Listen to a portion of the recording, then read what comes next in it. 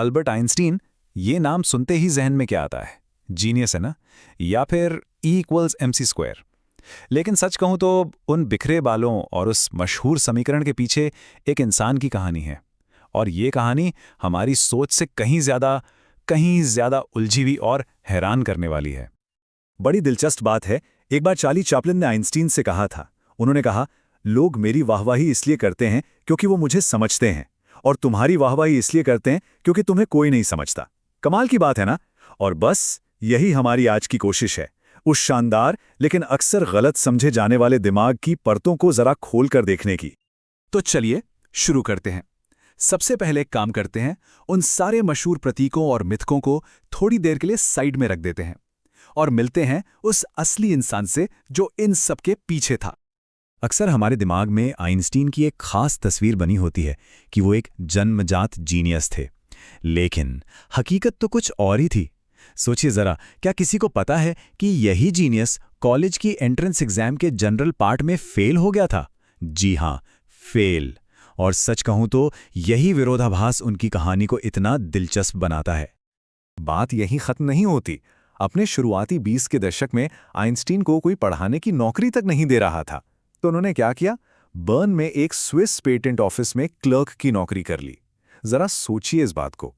Physics को हमेशा के लिए बदलने वाले आइडियाज किसी बड़ी यूनिवर्सिटी की लैब में नहीं, बल्कि एक क्लर्क के खाली वक्त में जन्म ले रहे थे। कमाल है। तो सवाल ये उठता है कि ये पेटेंट क्लर्क आखिर दुनिया बदलने वाला जीनियस बना कैसे? ये कहानी शुरू होती है एक चमत्कारी साल से। एक ऐसा साल जिसे इतिहास एनस मिराबलिस यानी मिरेकल ईयर के नाम से जानता है। वो साल था 1905। सुनने में तो बस इतिहास का एक और साल लगता है ना? लेकिन विज्ञान की दुनिया के लिए ये एक भूकंप जैसा था। सिर्फ एक साल, और इस एक साल में सब कुछ बदलने वाला था। इसी एक साल के अंदर सिर्फ 26 साल के आइंस्टीन ने चार ऐसे रिसर्च पेपर्स पब्लिश किए जिन्होंने मॉडर्न फिजिक्स की नींव ही हिला दी। एक पेपर ने फोटो इलेक्ट्रिक इफेक्ट को समझाया, दूसरे ने ब्राउनियन मोशन को, तीसरे ने स्पेशल रिलेटिविटी का सिद्धांत दिया, और चौथे ने मास और एनर्जी के रिश्ते का वो राज खोला जिसने सब कुछ बदल दिया। और हां, उन्हीं पेपर्स में से एक से निकला था दुनिया का सबसे फेमस इक्वेशन, E=mc²। यह सिर्फ एक फॉर्मूला नहीं था दोस्तों, ये एक रेवोल्यूशन था। एक ऐसा खुलासा कि मास और एनर्जी असल में एक ही सिक्के के दो पहलू हैं, इन्हें एक दूसरे में बदला जा सकता है। लेकिन आइंस्टीन ऐसे इंसान नहीं थे जो एक जगह रुक जाएं। बिल्कुल नहीं। स्पेशल रिलेटिविटी से वो पूरी तरह संतुष्ट नहीं थे। तो अगले 10 साल उन्होंने एक और भी बड़े आइडिया पे काम किया। एक ऐसा आइडिया जो ग्रेविटी यानी गुरुत्वाकर्षण को देखने का हमारा नजरिया हमेशा के लिए बदलने वाला था। इस नए सिद्धांत का दिल था तुल्यता का सिद्धांत, या द इक्विवेलेंस प्रिंसिपल। इसे ऐसे समझते हैं, मान लीजिए हम एक बंद लिफ्ट में हैं जिसमें कोई खिड़की नहीं है। अब क्या हम ये बता सकते हैं कि हम जो खिंचाव महसूस कर रहे हैं वो धरती की ग्रेविटी है या फिर लिफ्ट बहुत तेजी से ऊपर जा रही है? आइंस्टीन ने कहा, नहीं बता सकते, क्योंकि गुरुत्वाकर्षण और त्वरण यानी एक्सेलरेशन महसूस होने में एक जैसे ही हैं। और इस एक आइडिया का मतलब बहुत बड़ा था। इसका मतलब था कि ग्रेविटी कोई रहस्यमयी फोर्स नहीं है जो चीजों को खींचती है, नहीं, बल्कि कोई भी भारी चीज जैसे कि सूरज या धरती, वो स्पेस टाइम की चादर को मोड़ देती है, उसमें कर्व बना देती है, और बाकी चीजें उसी मुड़े हुए रास्ते पर चलती हैं। ये तो ब्रह्मांड को देखने का एक बिल्कुल ही नया तरीका था। और फिर आया सबूत का वो पल। साल था 1919। एक सूर्य ग्रहण के दौरान सर आर्थर एडिंगटन की टीम ने देखा कि सूरज के पास से गुजरते हुए दूर के तारों की रोशनी ठीक उतनी ही मोड़ रही थी जितनी आइंस्टाइन ने सालों पहले अपनी थ्योरी में कैलकुलेट की थी। बस इस एक घटना ने आइंस्टाइन को रातों रात दुनिया का सबसे बड़ा स्टार बना दिया। पूरी दुनिया में जैसे एक खलबली मच गई थी। 7 नवंबर 1919 को द टाइम्स ऑफ लंदन की हेडलाइन चिल्ला कर कह रही थी, विज्ञान में क्रांति, ब्रह्मांड का नया सिद्धांत, न्यूटन के विचार ध्वस्त। आइंस्टीन अब सिर्फ एक वैज्ञानिक नहीं रहे, वो एक ग्लोबल सेलिब्रिटी बन चुके थे।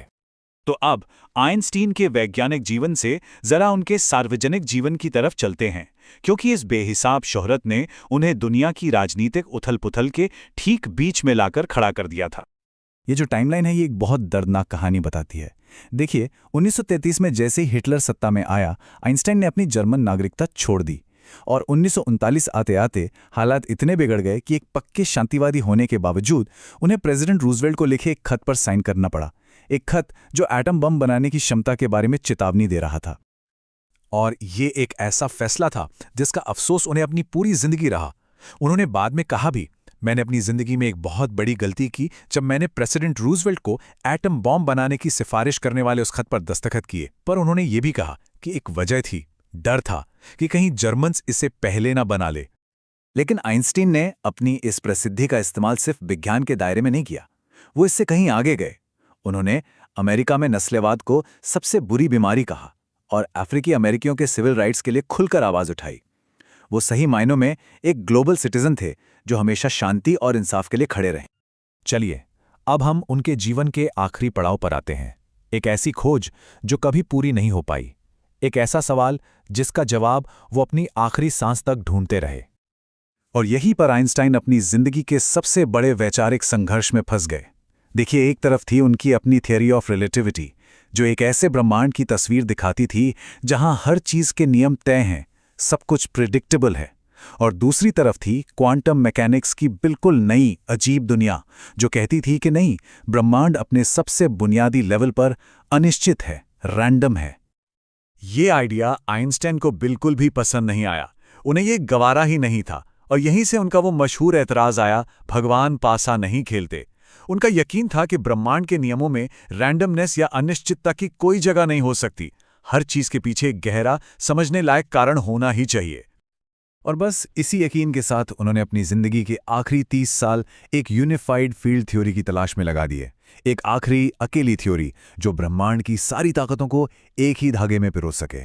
पर दुख की बात यह है कि वो इसमें कभी कामयाब नहीं हुए और धीरे धीरे फिजिक्स की मेनस्ट्रीम दुनिया में वो अकेले पड़ते चले गए। तो आखिर में हम एक सवाल के साथ रुकते हैं। आइंस्टीन का यकीन था, भगवान पासा नहीं खेलते। लेकिन क्या हो अगर ब्रह्मांड सच में पासा खेलता हो? निश्चितता की उनकी ये जिंदगी भर की तलाश हमें आज भी मॉडर्न फिजिक्स के सबसे गहरे रहस्यों से जोड़ती है। वो रहस्य जो आज भी सुलझाए नहीं जा सके हैं।